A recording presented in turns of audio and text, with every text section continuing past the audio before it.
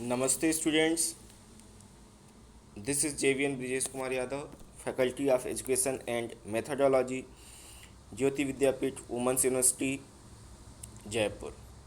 Students, I welcome to all of you in my digital class. I have prepared this lecture for BSc B.Ed ZBC first semester, Diversity of Microbes, topic is lichens. Students, let me remind you, on previous turn we have started lichens and we have discussed about lichen, what are the lichens, what are the classes of lichen, what is the historical backgrounds of lichen, what is the different types on the basis of their location. Today's we are going to study different types of lichens on the basis of growth in morphological forms. Okay, so let's start. Students, there are three different types of lichens on the basis of growth and morphological forms. Okay, what are those? We are going to study in details. First one is crustose lichen, second is foliose lichens, third is fructiose lichen. Okay, so these are the three different lichens we'll discuss in detail. Crustose lichens are those lichen forms colony adhering crust on the substratum. Okay, they are found on the substratum when they stuck with the substratum. Okay, that is the upper portion of land. They are morphologically flat, thin, and insignificant in size. Means they are varying in size. Since they are crustose, that's why they flattened on the surface. The crust is so closely attached to the substratum by whole of its lower surface that it is very difficult to dissociate them without breaking. Means they are tightly stuck with the substratum. They are tightly attached to the surface so that we cannot separate them without breaking. Okay, they are in such situation, in such type of association. Some of the examples of crustose lichen are Graphis, Verrucaria, Lesidia. Students, from each group you have to remember at least one or two examples. Okay, you have to remember two or one examples from each group. Second is foliose lichens. These lichens are also flat and thin, looking like leaves. That's why foliose name has been given, but adhere to the substratum only at definite point. Unlike to crustose, which is stuck to the whole surface on the substratum, here they are attached only at particular points. Not whole body is attached to the substratum. Their point of attachment to the substratum is by means of certain outgrowth called rhizine, and this is the structure through which they are attached to the substratum. And examples of foliose lichens are Gyrophora, Peltigera, Parmelia, Colema. Okay, so the students, these are the four examples. There are many more, but up to 4 5 you can remember. Okay, now third category is fructicose lichen. These lichens are generally upright in habit and more or less branched, resembling smaller shrubs. Means their body is not thalloid. Their body is differentiated into root stem leaves, that is initial forms of them. Okay, the branches may be cylindrical or flattened. Example is Cladoma, Ramelia, Evernia. Students, out of these three, this is the most advanced, well developed lichens. In examination, I may ask which one is the most developed, you can reply. Okay, these are some fructose lichens which are long, slender, and branched. They hang from the twig and branches of the trees to which they are attached. They can hang from the substratum, that is plant twig. Because of their hanging habit, these lichens are also called as pendant lichens. Hmm. Pendant lichens, and are often considered as a specialized type of fructigose lichens.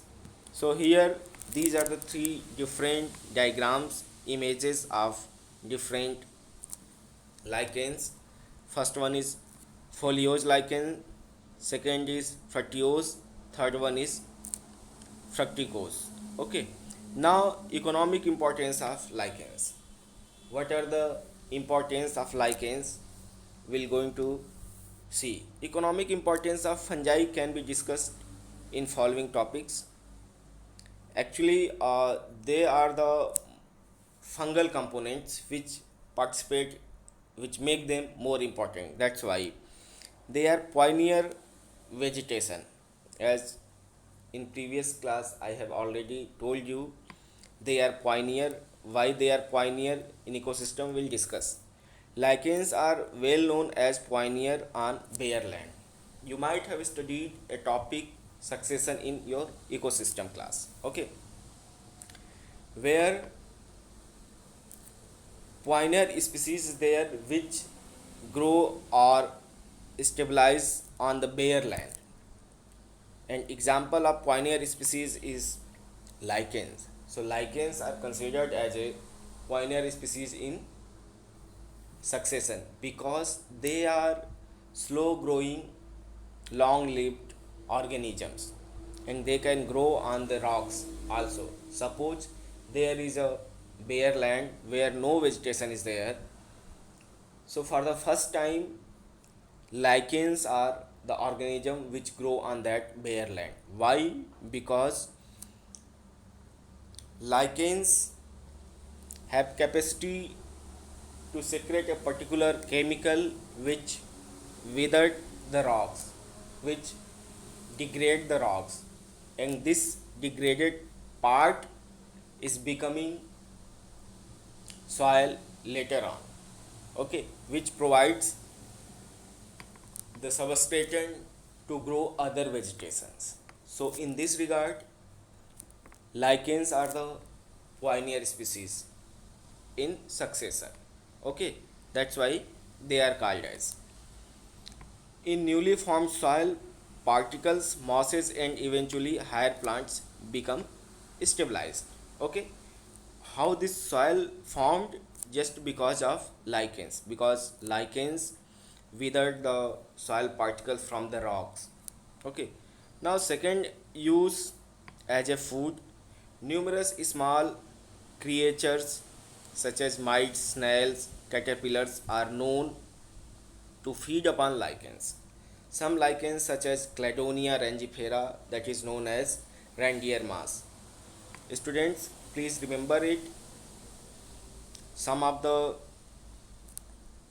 botanical names of plants have some common names, and you should remember these common names, such as Cladonia is known as reindeer moss, is an important source of food for reindeer and other animals of Arctic and subarctic regions because they are found there, and such animal use them as a food. Secreria Icelandica, Iceland moss, is used as a source of food for sheep, cattle in Iceland.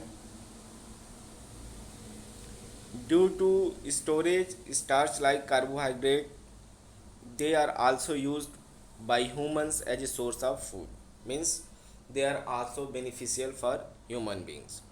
As a medicine, lichens were used as a source of medicine for treatment of various diseases.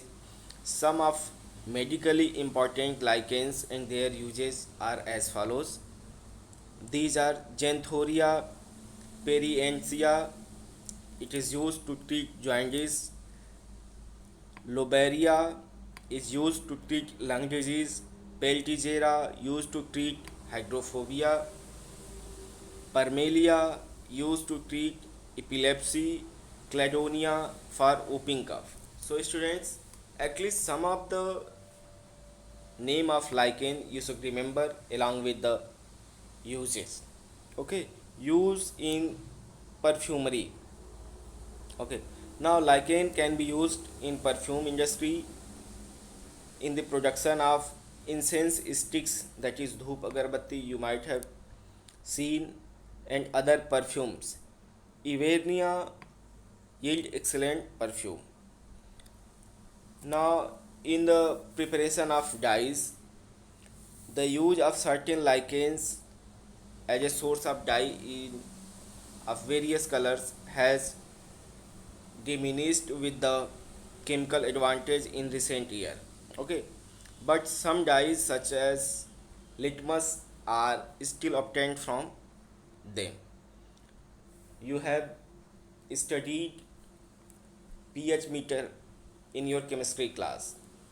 There is a litmus paper which is used to identify whether substance, whether chemical is acidic or basic. That litmus paper is prepared from lichen. And which lichen is there? Rosella, Tincteria, Ivernia and Ochrolachia are some dye yielding lichens. And other use is in tanning. Some lichens contain tannins and are used for tanning animals in some European countries. Examples are Loberia and Citraria.